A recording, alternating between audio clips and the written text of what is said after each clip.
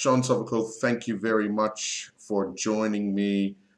We just want to get an update on the Bermuda, the PGA championships that are scheduled to take place on our shores later on in this year. We all know what has happened and what has transpired globally with the pandemic, but we've now seen the PGA Tour restart and a fantastic finish to a remarkable opening championship that took place over the weekend. But we want to turn our attentions to Bermuda. Can you give us an update as to what the latest is for the championships?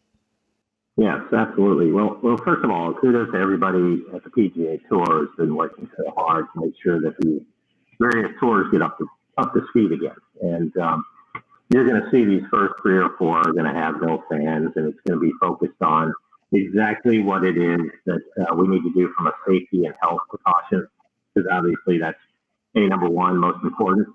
But we are attending a meeting actually on Friday afternoon to talk about how these events will look in about a month's period of time, and when we open up the gates to fans, how many people can attend the events, how are we going to handle social distancing, and realistically what's going to be needed in order to host these events. But we're very encouraged. I think things are certainly not back to normal by any stretch, but we believe that there's a very strong opportunity that we're going to be holding this event with fans, with crowds, smartly and wisely coming in October.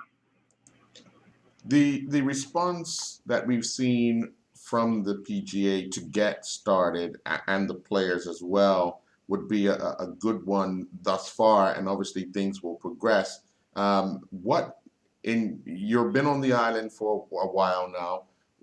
Where are we as far as preparations for this event? I know a lot of work went into preparing the golf course and everything around there to ensure that we were ready for the first initial match. But where are we? Are we on schedule, behind schedule?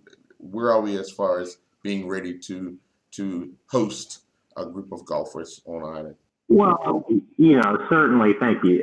Certainly, we would have loved to have those months back, March, April, May. But the reality of it is that the world is dealing with this, and you all, meaning Bermuda, did the absolute right thing and has been protecting, its shores. So, give you credit, everybody here, for the way that you dealt with it. I know it's a very difficult situation from a economic standpoint, but you've got to protect that before you can even open up. So to be able to do that in the way that you plan to do it, hopefully July 1, is very encouraging for us.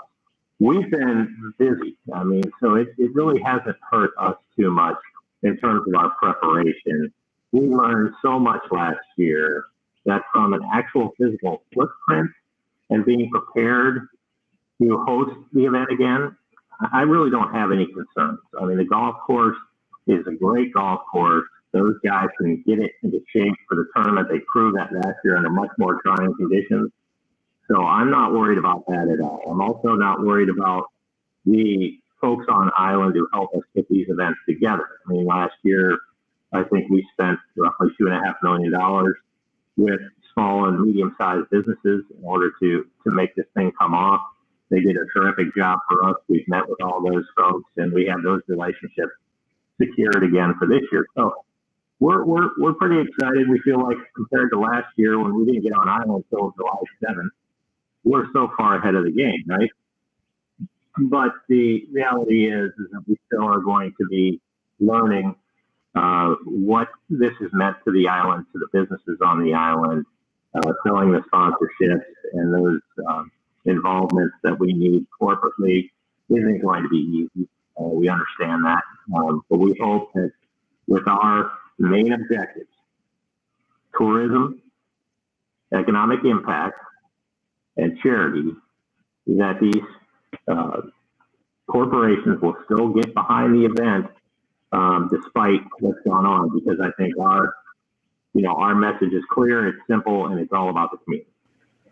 When you look at how this weekend in the PGA transpired, Does that get the juices flowing for anyone that arranges a tournament? Because that was, I mean, it was pure excitement to have the first event back, go to a playoff, and a what, 3 footer missed, 4 footer missed.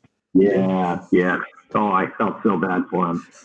But you asked a great question. We're by nature, we're meeting planners, we're event planners, and we are adrenaline junkies. We live for the organization and to pull something off like we were able to do last year.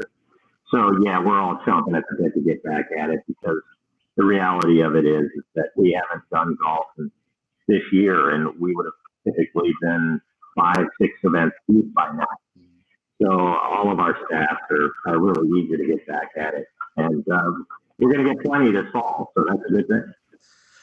Now, I asked you this the last time we spoke, and I think with all that has transpired, I know golfers would have watched last year's event, and those that didn't have the opportunity to come, they must be chomping at the bit to get on our shores and get on that golf course. How difficult will it be for the organization to kind of have to say no to some people? Well, yeah, I mean, it is going to be different for sure. I do anticipate that there would be a field with more big names, simply because I think you're going to see a group of people who want to stay closer to home. Augusta is 2 weeks after us, so making a 3 week jaunt over to Asia to come back and play Augusta is pretty trying, I would imagine. So we're hearing some very positive input from folks. Also, they're just like anybody else. The players, the caddies, and everybody who deals in that inner circle. That word traveled back, and I think, as I've said it a million times, the island gave us all the promotion we needed. Indeed, it did. When can we start seeing the rollout of those players who would have either accepted invitations and or have qualified? Right, and that part's tricky, unfortunately, because you still have to finish this year. Right. So we don't finish the playoffs until the end of August, early September. Then the tour goes through a couple week period of time where they basically reorganize the players by their position as the top X players in the world. And when you know that, then you know who, in theory, has to play in China the week of our event. Then you know who you can go out to and really recruit heavily to try and get them over here where they may not have made it last year. And we've got some names in mind. Certainly, there's some interesting names that aren't in the top 50 right now, and we would love to snag a few of them. That would be wonderful. Well, Sean, thank you very much for your time and for the update. Obviously, as time progresses and gets closer to the event, more information will be released regarding the Bermuda PGA Championship. So thank you very much, and I look forward to talking to you again very soon.